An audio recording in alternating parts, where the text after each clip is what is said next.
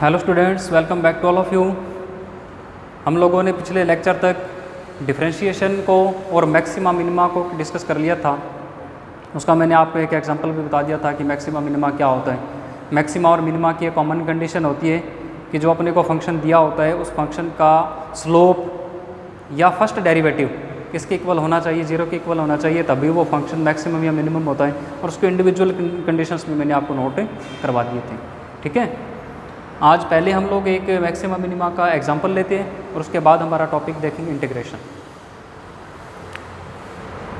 आज का क्वेश्चन ये है,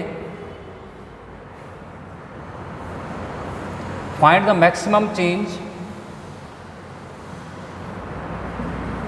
find the maximum change in the volume of sphere, in the volume of sphere if the radius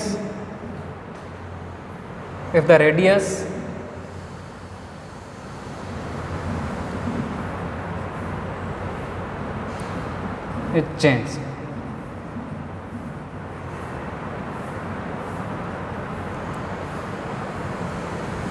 with time. हमारे पास एक ऐसा स्फीयर है जिसके रेडियस टाइम के रिस्पेक्ट में लगातार क्या हो रही है, चेंज हो रही है। टाइम के रिस्पेक्ट में लगातार क्या हो रही है, चेंज हो रही है। तो मैं एक स्फीयर बना लेता हूँ। इस टाइप से इसको डिनोट करते हैं स्फीयर को। ठीक है, और इस स्फीयर की जो रेडियस है वो रेडियस में मान लेता हूँ कि कैपिटल R रेडियस है।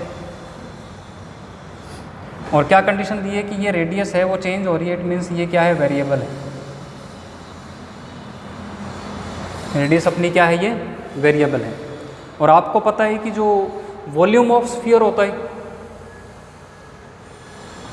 वॉल्यूम ऑफ स्फीयर होता है वो आप लोग कितना लिखते हो, V = 4/3 पाई R पावर क्यूब। अब यदि आप लोग देखो कि वॉल्यूम, तो ये किसका फंक्शन है, रेडियस का फंक्शन है। वॉल्यूम किसका फंक्शन है, रेडियस का फंक्शन है। और रेडियस खुद क्या है, वेरिएबल है। आप बात नोट कर रहे हो कि हमारा जो वॉल्यूम ऑफ स्फीयर है वो किसका फंक्शन है, R का फंक्शन है। वाई R का फंक्शन, 4/3 और पाई तो कांस्टेंट है। किस चीज़ पर डिपेंड कर रहा है, रेडियस पर डिपेंड कर रहा है। तो किसका फंक्शन मानेंगे वॉल्यूम को, रेडियस का। रेडियस वेरिएबल है तो क्या वॉल्यूम को भी क्या होना चाहिए, वेरिएबल होना चाहिए।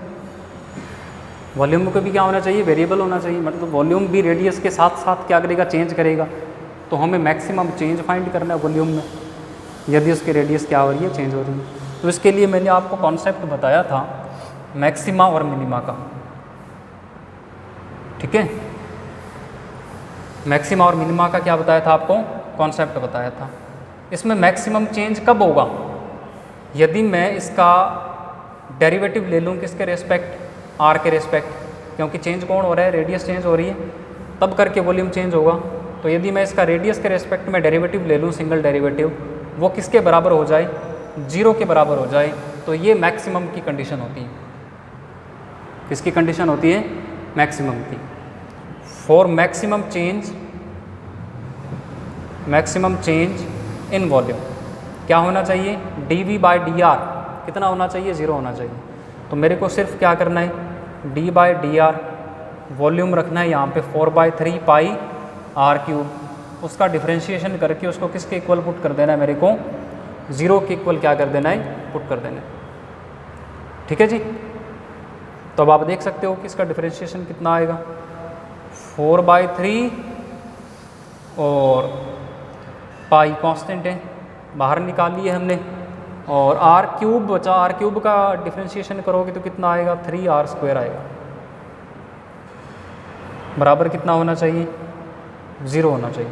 ठीक है, 3 से 3 क्या हुआ, कैंसिल, 4 पाई R² कितना आना चाहिए, 0। कितना आना चाहिए, 0। और यहाँ से आप किसकी वैल्यू निकाल सकते हो, R की वैल्यू निकाली हमने, 0। तो ये प्रैक्टिकल सी बात है।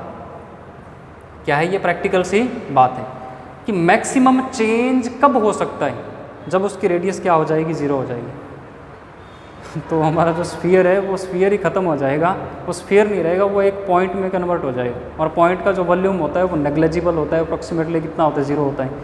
तो आप देख सकते हो, फॉर एग्जांपल मान लो कि मेरे पास एक इस प्रकार से स्फीयर है और 5 मीटर रेडियस का स्फीयर है, बहुत बड़ा स्फीयर है 5 मीटर रेडियस का। अब इसका 5 मीटर रेडियस है तो वॉल्यूम भी बहुत ही बड़ा होगा, और वॉल्यूम में मैक्सिमम चेंज करना है अपने को। तो मैं क्या करता हूँ, इसकी रेडियस को घटा के बिल्कुल 0 कर देता हूँ। तो क्या ये वॉल्यूम इस पॉइंट में कन्वर्ट हो जाएगा, ये स्फीयर इस पॉइंट में कन्वर्ट हो जाएगा, और इस पॉइंट का जो वॉल्यूम है वो कितना है, 0 है। तो बताओ कि इन दोनों कंडीशन के अंदर मैक्सिमम चेंज वॉल्यूम के अंदर हुआ या नहीं हुआ। यहाँ पर वॉल्यूम हमारा मैक्सिमम था, बहुत ज़्यादा था, V मैक्सिमम था यहाँ पे, यहाँ वॉल्यूम कितना हो गया, 0 हो गया, मैक्सिमम चेंज हो गया। तो सिंपल सी बात ये आपको ध्यान रखनी है कि किसी भी स्फीयर के वॉल्यूम का जो मैक्सिमम चेंज है वो कब हो सकता है, जब उसकी रेडियस कितनी हो, 0 होगी। ठीक है ना बात, इसको आप लोग नोट कर लें।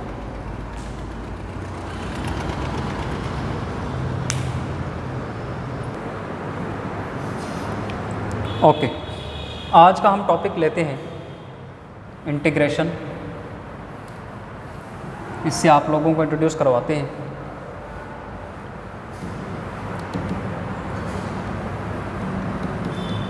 पिछले वीडियो लेक्चर में मैंने आपको बताया था डिफरेंशिएशन बारे में कि डिफरेंशिएशन क्या होता है। बिल्कुल छोटे से एक इंस्टेंट के लिए यदि हम फिजिकल क्वांटिटी का दूसरी फिजिकल क्वांटिटी के रिस्पेक्ट चेंज को चेक करें तो वो डिफरेंशिएशन होता है।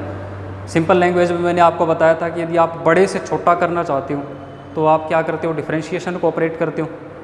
लेकिन इसका अपोजिट यदि हम लोग कर दें, किसी क्वांटिटी का छोटा सा चेंज अपन लोगों को मालूम है कि इतने से इंस्टेंट के लिए ये वाली पर्टिकुलर क्वांटिटी इतनी चेंज हो रही है, ठीक है, और हम उसको लार्ज करना चाहते हैं, बड़ा चेंज देखना चाहते हैं, तो हम लोग किसको ऑपरेट करते हैं, इंटीग्रेशन को ऑपरेट करते हैं। ठीक है वो बात।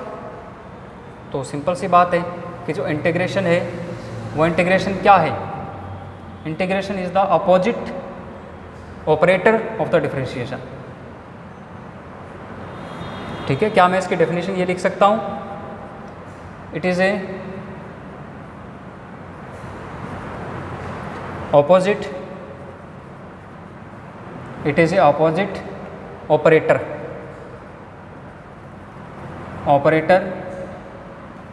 of the differentiation. It is a opposite operator of the differentiation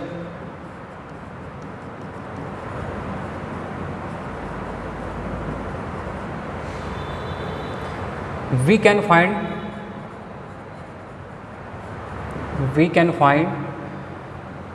the large change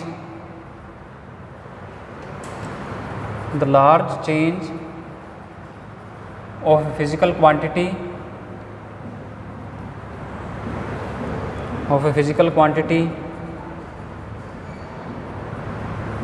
with the help of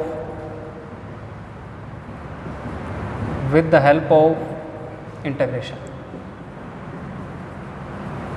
ठीक है भाई, सिंपल सी बात है। डिफरेंशिएशन लार्ज चेंज से छोटा चेंज फाइंड करता है, और इंटीग्रेशन क्या करता है, छोटे चेंज से लार्ज चेंज क्या करता है, फाइंड करता है। इसीलिए मैंने क्या लिखा है, it is the opposite operator of the differentiation. ये इसका बेसिक डेफिनेशन, इसको आप लोग नोट कर लें।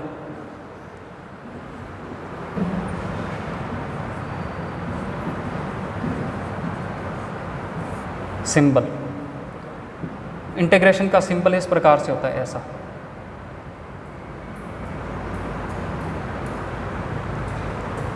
ठीक है, ये इस इंटीग्रेशन का सिंबल है, और इसका मतलब क्या होता है, open integration,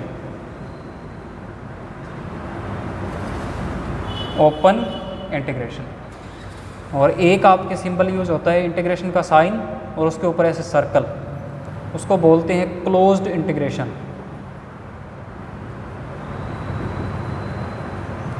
closed integration complete 11th के सिलेबस में आपका ये चलेगा, ओपन इंटीग्रेशन। ये 12th क्लास में इसका एप्लीकेशन है, वो आपको तब बताया जाएगा, अभी आप इसमें कंफ्यूज हो जाओगे। ठीक है बात, ओपन इंटीग्रेशन ऑफ और क्लोज इंटीग्रेशन, इनको आप लोग नोट कर लें with sign.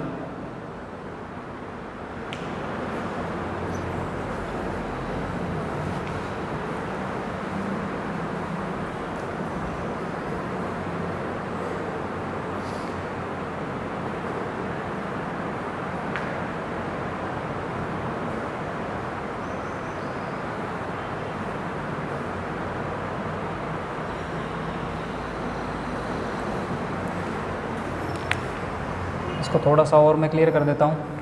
If we have a function,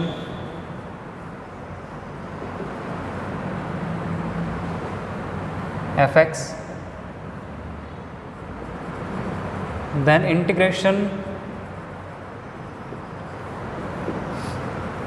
integration of this function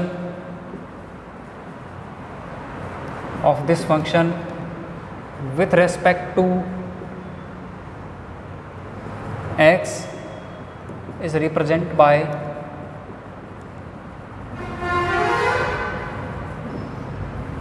integration f(x) dot dx. ऐसे इसको रिप्रेजेंट किया जाता है. f(x) का अपने को इंटीग्रेशन करना है, किसके रिस्पेक्ट करना है? dx के रिस्पेक्ट करना है. जैसे हम लोग डिफरेंशिएशन में करते थे ना, यदि dx के रिस्पेक्ट में करना है तो dx डिवाइड में, यदि dy के रिस्पेक्ट में करना है तो dy डिवाइड में, यदि t के रिस्पेक्ट में करना है तो dt डिवाइड में, थीटा के रिस्पेक्ट में करना है तो d थीटा डिवाइड में. उसी प्रकार से यदि हम लोग x के रिस्पेक्ट इंटीग्रेशन करना चाहते हैं तो यहाँ पर क्या रखते हैं हम लोग? dx को रख देते हैं. ऐसे इसको रिप्रेजेंट करते हैं. और ध्यान में रखने वाली बात ये है कि ये वाला जो फंक्शन है ये अप्रॉक्सीमेटली क्या होता है? हमारा वेरिएबल होता है. क्या है हमारा ये? वेरिएबल. यदि ये वेरिएबल है तब भी इंटीग्रेशन हो पाएगा, वरना हम इसको इंटीग्रेशन से बाहर ले आएंगे कांस्टेंट मान करके. ठीक है ना, वो मैं आपको रूल्स में नोट करवा दूँगा. कांस्टेंट का कभी भी इंटीग्रेशन नहीं होता. किसका इंटीग्रेशन होता है? वेरिएबल का इंटीग्रेशन होता है. इसको नोट कर लिया आप.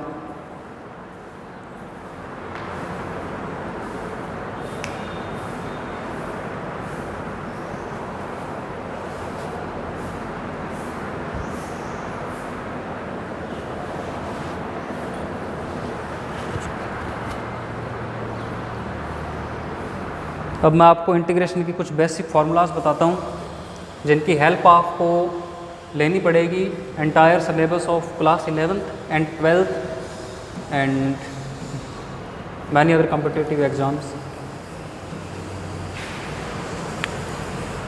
Formulas of integration.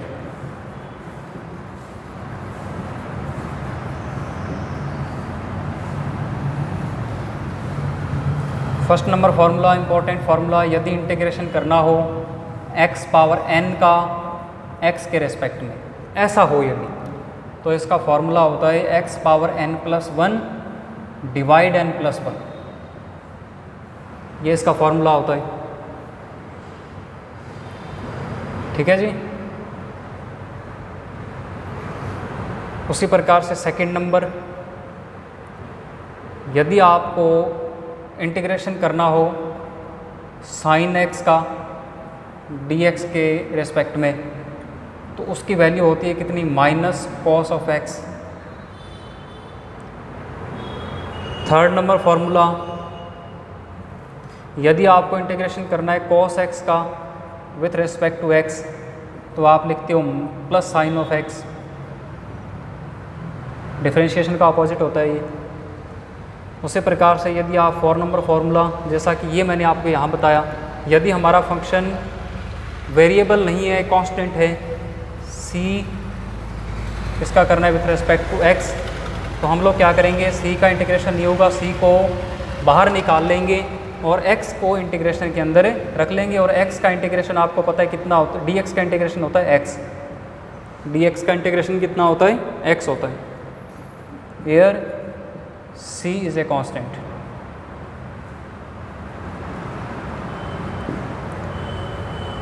ये 4 फॉर्मूले हैं, ये आप लोगों को एनी टाइम याद रखने हैं, रिमेंबर रखने हैं. बहुत बार इनका यूज़ होगा सिलेबस के अंदर.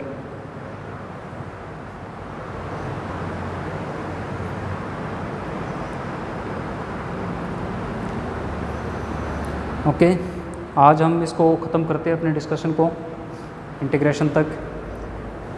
कल हम लोग इसमें एक और चीज़ कर लेते हैं इसी चैप्टर के अंदर, जो बार बार आपको यूज़ करनी पड़ेगी. Significant figures and rounding off, कैसे करते हैं हम लोग फिगर्स की. ठीक है. और लॉगरिथम क्या होता है? लॉगरिथम से आपका पाला पूरे सिलेबस में पढ़ने वाला है, बार बार यूज़ होगा. तो लॉगरिथम के कुछ गोल्डन रूल्स होते हैं वो आपको नोट करवाऊंगा, और लॉगरिथम बताऊंगा कि होता क्या है, सिर्फ फॉर्मूलेज नहीं, लॉगरिथम होता क्या है इसके बारे में कंप्लीट डिटेल में पढ़ेंगे अपने। ठीक है जी, कर लें इसको नोट या स्क्रीनशॉट ले लें इसका। अब आप ऐसा मान के चलें कि कल का या परसों का लास्ट टॉपिक है, बस 2 चीज़ें अपनों को डिस्कस करनी है, significant figures and rounding off the figures, और एक पढ़ना है अपन लोगों को लॉगरिथम। ठीक है जी, ओके।